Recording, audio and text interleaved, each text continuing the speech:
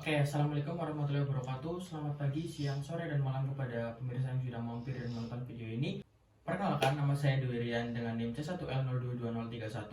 Saya dari Fakultas Ekonomi dan Bisnis Universitas Jenderal Sudirman, program studi pendidikan ekonomi. Nah, di sini saya akan mempresentasikan hasil media pembelajaran yang sudah saya buat. Media pembelajaran ini saya buat guna untuk memenuhi tugas mata kuliah media pembelajaran dengan dosen pengampu Ibu Adila Kresnaresanti. Oke, mungkin bisa kita lanjut ke media pembelajaran yang saya buat. Nah, media pembelajaran yang saya buat ini saya beri nama EduGuis Pasar Monopoli.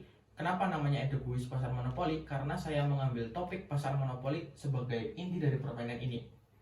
Oke, mungkin bisa kita lanjut ke bagaimana cara pengaplikasian dari EduGuis Pasar Monopoli ini dalam suatu lingkungan kelas. Nah, di sini saya mencontohkan sebuah kelas dengan anggota 32 siswa. Sebelum permainan dimulai, guru atau tenaga pendidik dapat membagi kelas tersebut menjadi 4 kelompok dengan masing-masing kelompok berjumlah 8 siswa. Nah, di sini saya sudah mempunyai 4 pion yang sudah saya buat, yaitu kura-kura untuk kelompok 1, ada koala untuk kelompok 2, ada kucing untuk kelompok 3, dan ada katak untuk kelompok 4. Nah, sebenarnya sistem permainan atau bagaimana cara permainan ini berlangsung yaitu seperti permainan ular tangga, di mana di sini ada titik start dan ada titik finish serta ada titik-titik yang harus dilewati agar sampai ke titik finish. Seperti itu. Jadi, setiap kelompok harus membuat bagaimana pion-pion ini bisa melaju agar sampai ke titik finish dan memenangkan permainan. Nah, pertanyaannya, bagaimana pion ini bisa melaju? Oke, jadi guru akan membacakan sebuah pertanyaan dan setiap kelompok akan berebut. Siapa yang paling cepat mengangkat tangan, itu kelompok yang berhak menjawab pertanyaan. Nah, jika kelompok tersebut menjawab pertanyaan yang disampaikan oleh guru atau tenaga pendidik dengan benar, kelompok tersebut akan mendapatkan 1 poin dan akan melaju ke kotak pertama. Oke, di sini saya contohkan kelompok pertama ya. Kelompok pertama mengangkat tangan dan menjawab pertanyaan pertama dengan benar. Nah, mereka akan mendapatkan 1 poin dan berhak melaju ke titik pertama, nomor 1. Seperti ini. Lalu, permainan ini kan terus berlanjut sampai ada salah satu pion dari kelompok-kelompok ini yang sama ke titik finish. Jadi sistemnya, guru membacakan pertanyaan dan kelompok yang tercepat mengangkat tangan dan menjawab pertanyaan dan benar akan mendapatkan 1 poin dan melaju 1 kotak lebih maju. Seperti itu. Namun, bagaimana jika ada kelompok yang menjawab pertanyaan dengan salah? Kelompok tersebut tidak akan mendapatkan poin dan akan tetap di kotak yang sebelumnya. Saya contohkan kelompok kedua tidak bisa menjawab pertanyaan, maka dia akan tetap di kotak start, tidak bisa maju ke kotak yang pertama.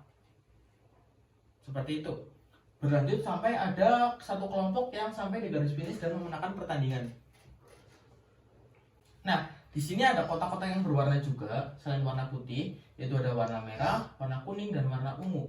Nah, bagi setiap kelompok yang ada di kotak yang berwarna, mereka harus mengambil salah satu gulungan yang sudah pendidik siapkan.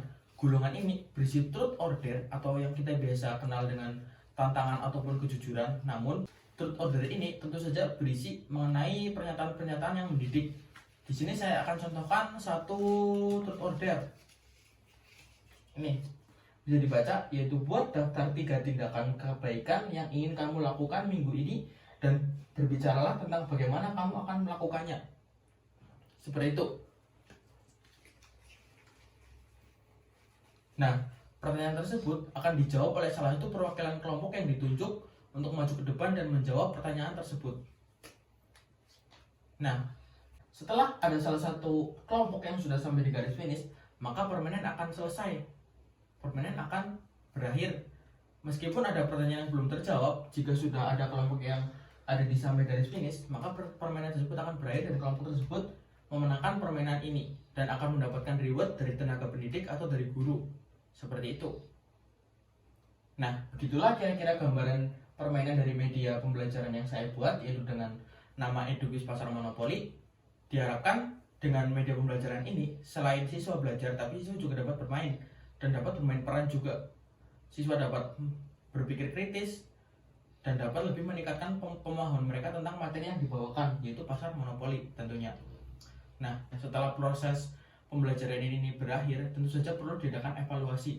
Evaluasi dapat dilakukan dengan 2 cara, yaitu yang pertama yang sudah dilakukan lewat permainan, yaitu memberikan pertanyaan-pertanyaan kepada setiap kelompok. Dan yang kedua, guru dapat melakukan evaluasi dengan cara memberikan tes tertulis kepada setiap siswa. Dan dengan tes tertulis tersebut, guru dapat mengetahui seberapa besar persentase pemahaman dari siswa tersebut mengenai materi yang disampaikan melalui media pembelajaran ini. Seperti itu. Mungkin sekian presentasi dari saya mengenai media pembelajaran yang saya buat. Apabila ada kekurangan, saya mohon maaf yang sebesar-besarnya. Akhir kata, wabillahi taufiq wal hidayah. Wassalamualaikum warahmatullahi wabarakatuh.